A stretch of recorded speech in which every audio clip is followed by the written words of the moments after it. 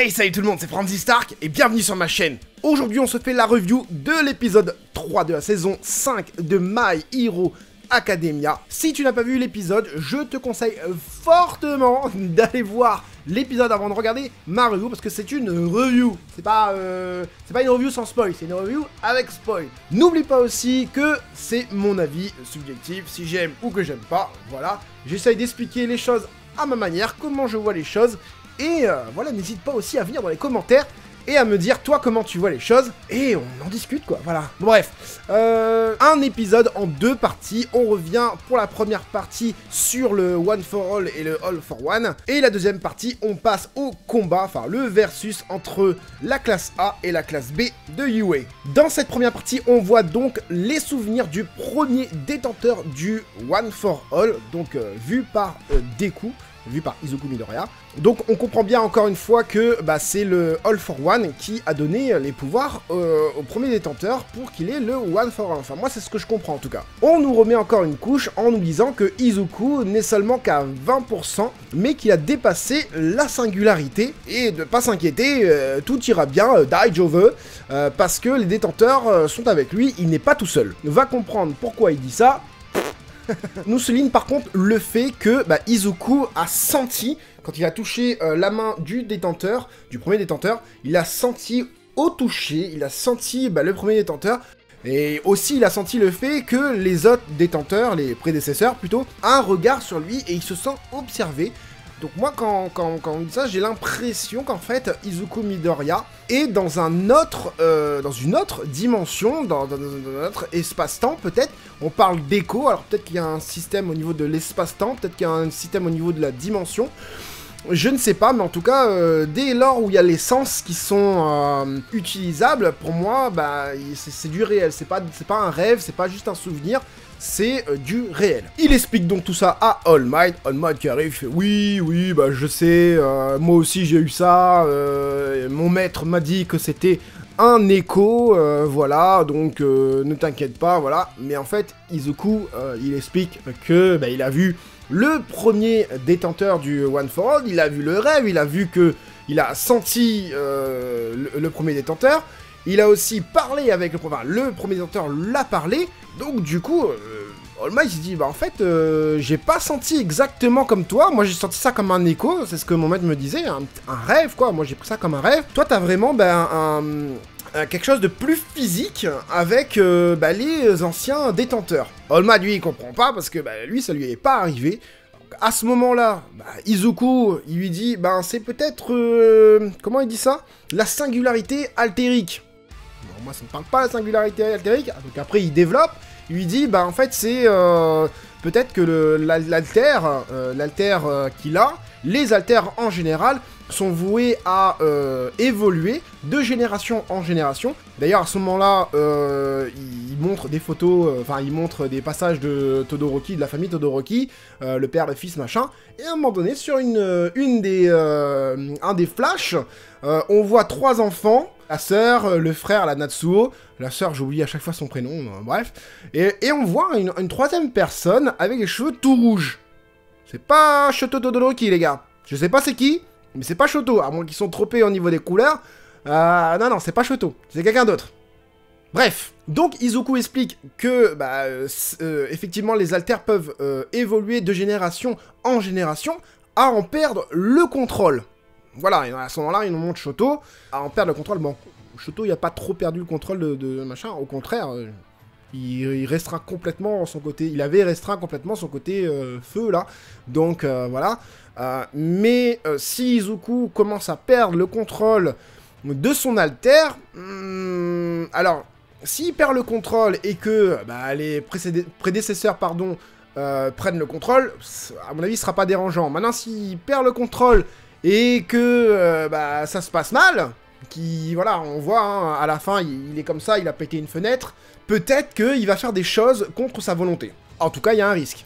Bon, All Might, comme on peut voir, il est complètement dépassé, hein. Il sait pas comment les choses vont évoluer, il attend de voir, il dit à Izuku, que voilà, c'est à toi de voir, c'est à toi de gérer, en gros, parce que lui, là, il est complètement dépassé.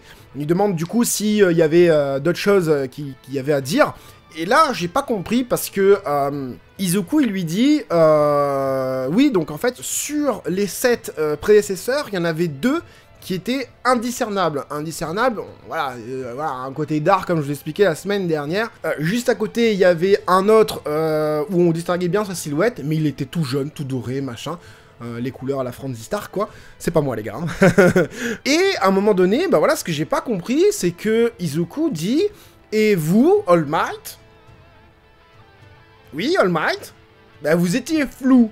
Moi, j'ai pas vu All Might, les gars. Hein. J'ai pas vu All Might, j'ai vu les 5 qu'on voit très bien, d'accord, force rouge, force jaune, force bleue, etc. J'ai vu les 2 indiscernables, là, Dark, là. Ok, donc ça fait, on est d'accord que ça fait 7. 8, c'est All Might. Moi, j'ai pas vu de 8ème personne. Hein. Et 9, c'est le 9ème détenteur, c'est Izuku Midoriya. Moi, j'ai pas vu All Might. Alors, je sais pas si c'est un problème de traduction. J'ai pas compris la traduction à ce moment-là. Si elle est bonne, si elle est pas bonne. Mais en tout cas, j'entends bien All Might, comme si qu'il avait dit bah, All Might, vous étiez flou. Mais on voit pas All Might. Dites-moi où est-ce qu'il est All Might. Envoyez-moi sur Twitter une photo où on voit All Might. S'il vous plaît. Voilà, après, si c'est vrai, bah, je dirais, ouais, j'ai tort, hein, y a pas de souci. Hein.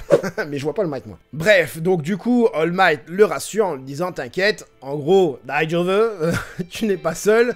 Autant, là, maintenant, dans le réel, entre guillemets, et dans tes rêves, ou dans l'autre dimension, ou dans l'autre espace-temps, je ne sais pas, ni l'un ni l'autre, il est seul. Donc, voilà. Donc, je vois pas pourquoi s'inquiéter. Même si le pouvoir évolue, je vois pas pourquoi on devrait s'inquiéter, au final. À part qu'on a vu une vitre cassée. Puis ça, je dis rien. Voilà, bref. Donc ensuite, on voit du coup le versus tant attendu de la classe A contre la classe B. Donc on revoit un petit peu tous les personnages, d'ailleurs, qui ont changé.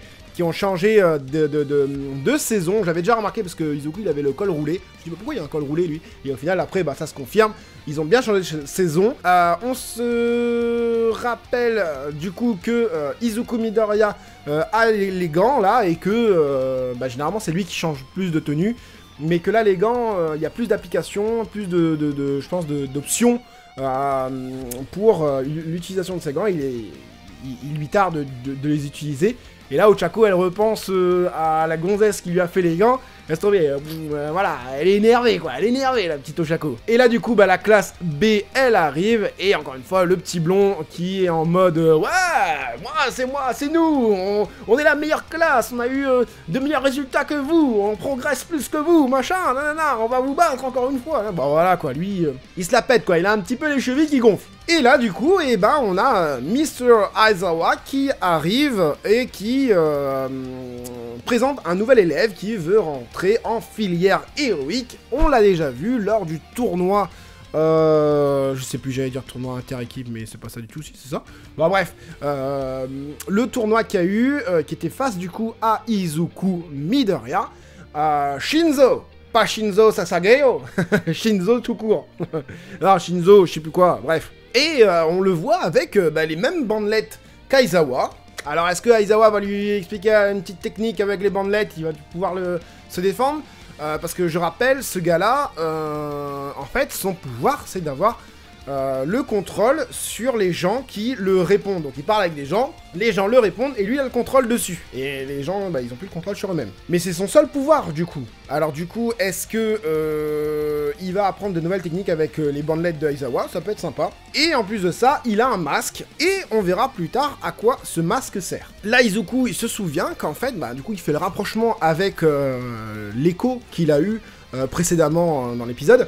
Il se souvient qu'en fait, la première fois qu'il a eu ce sentiment, ce souvenir, cette sensation de voir les prédécesseurs le regarder, et c'était au moment où il était face à Shinzo. Donc là, on comprend que, voilà, en fait, comme Izuku, il avait plus le contrôle sur lui-même, et les prédécesseurs ont peut-être pris le contrôle pour le réveiller. En fait, j'ai l'impression que c'est au moment où Izuku n'a plus le contrôle sur lui-même, mais qu'il a toujours ses pouvoirs, que les prédécesseurs font surface. Donc ensuite on nous explique la battle qu'il va y avoir. Donc en fait il va y avoir 5 équipes de 4 qui vont s'affronter, donc de chaque classe, sauf qu'il y a Shinzo du coup. Donc Shinzo va intégrer le premier et le 5e combat Donc une fois pour la classe A et l'autre fois pour la classe B. Donc le premier combat commence. On a donc la classe A avec Denki, Irishima, Tsuyu, etc. Vous avez vu l'épisode, donc voilà. Par contre, à ce moment-là, on voit Tsuyu, elle est fort sexualisée dans ce... Ok, elle est transparent, un petit peu, voilà. Et je la trouve fort sexualisée, voilà, elle a une pose fort sexualisée, je trouve. Vous êtes d'accord avec moi ou pas? Je pense. Pour une fois que c'est pas Momo, voilà. Bon, Momo, hein, elle met juste une cape sur elle, soi-disant elle a froid, mais ici c'est toujours ouvert, il y a pas de soucis, hein, voilà. Le combat commence donc, on a du coup le gros singe bestial là, enfin je sais pas si c'est un singe ou un ours, enfin voilà quoi. Il vient, bah, il attaque direct en fait, ils ont trouvé direct leur position. Donc en fait, bah, ils sont cuits quoi, hein, voilà. Ah oui, ce que j'ai pas dit, c'est que du coup il y a Shinzo dans l'équipe de la classe A, et on voit du coup qu'il a mis son masque, il est prêt à combattre. Il va combattre avec un masque. Ok. Cas aussi, il a le Covid. Donc Denki, bah, il voit le gros bestial face à lui, ça y est, il se dit que bah ça y est, on est cuit, on abandonne, merci, au revoir. Et à ce moment-là, on entend une voix qui dit au bestial, j'ai envie de dire au bestial, on est pas en Shingeki ici, hein, donc Shinzo, en fait, qui a pris la voix du collègue au bestial. Franchement, les noms, j'ai pas retenu les gars.